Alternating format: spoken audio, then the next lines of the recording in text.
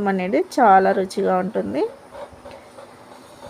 ఇంకా సేమ్యాలను అయితే దించి అయితే పక్కకైతే పెట్టాను.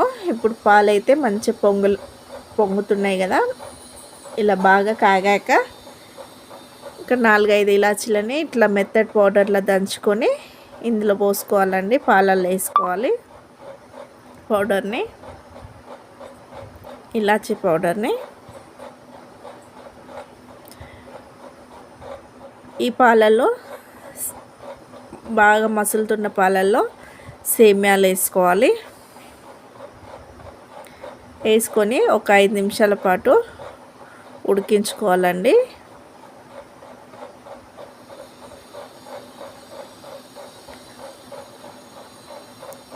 చూడండి, సేమ్యాన్ అయితే మంచిగా ఉడుకుతుంది. ఇలా ఉడికిందా లేదా అని ఇలా బాగా మెత్తగా ఉడకొద్దండి.